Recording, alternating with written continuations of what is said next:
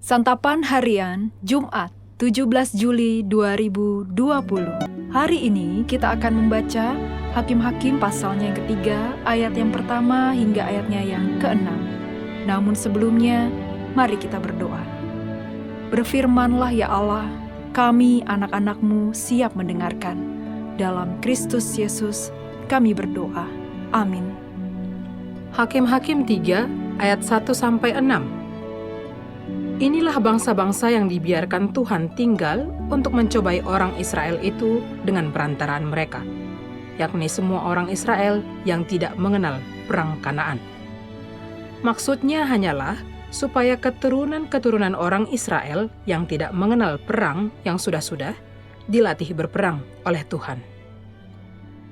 Yang tinggal ialah kelima raja kota orang Filistin dan semua orang Kanaan, orang Sidon, dan orang Hewi yang mendiami pegunungan Libanon dari gunung Baal Hermon sampai ke jalan yang menuju ke Hamat.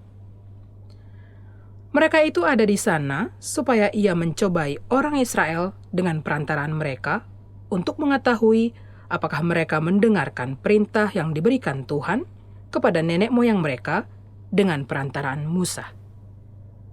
Demikianlah orang Israel itu diam di tengah-tengah orang Kanaan, orang Het, orang Amori, orang Feris, orang Hewi, dan orang Yebus. Mereka mengambil anak-anak perempuan. Orang-orang itu menjadi istri mereka dan memberikan anak-anak perempuan mereka kepada anak-anak lelaki orang-orang itu, serta beribadah kepada Allah orang-orang itu.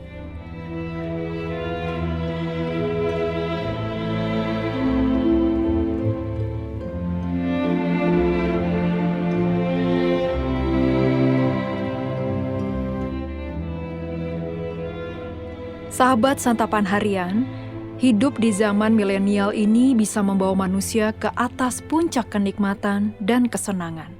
Materi, sarana, fasilitas, hiburan, makanan, dan berbagai kemudahan lainnya dapat memuaskan manusia. Namun, jika jujur, seirama dengan kemajuan zaman, kita semakin kehilangan kedamaian.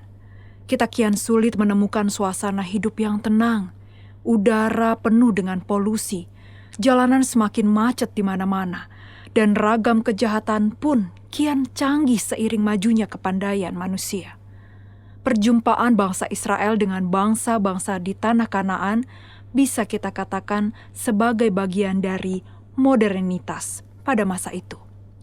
Semula mereka adalah bangsa nomaden yang tidak memiliki tanah air. Bisa dipastikan mereka tidak sempat membangun peradaban yang mapan. Namun setelah menetap di Kanaan, mereka menemukan tanah air sebagai pijakan peradaban dan masa depan. Mereka terlibat dalam dinamika ekonomi, pasar, sosial, budaya, dan aspek-aspek kehidupan yang lain. Mereka juga kawin dengan bangsa-bangsa di Kanaan.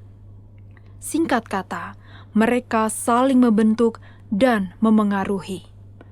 Namun dampak perubahan selalu berwajah dua. Ada yang positif dan memberkati, tetapi ada juga yang negatif dan merusak diri. Untuk mengantisipasi dampak seperti itu, kita perlu meneguhkan hati dan mendekatkan diri kepada Tuhan. Perjumpaan dengan pihak lain adalah keniscayaan dan merupakan bagian dari sisi sosial kemanusiaan kita. Kita tidak akan mungkin hidup terasing dari orang lain. Dalam pergaulan, selayaknya kita justru berkontribusi untuk membawa perubahan positif. Sepak terjang kita semestinya membangun kehidupan, kasih, keadilan, kerukunan, kesetiakawanan, dan saling menolong. Semua itu akan terwujud jika pondasi hidup kita adalah firman Tuhan, dan hidup kita hanya berpusat kepadanya. Biarlah Tuhan bekerja membentuk diri kita agar bisa memberi pengaruh positif bagi dunia ini. Kita mesti berjaga-jaga terhadap tantangan iman di masa kini. Kita mesti bijak dalam menghayati kasih Allah. Mari kita berdoa. Engkau ada dan bekerja di dalam kami, agar kami berdampak positif bagi sesama. Di dalam Kristus Yesus, kami berserah. Amin.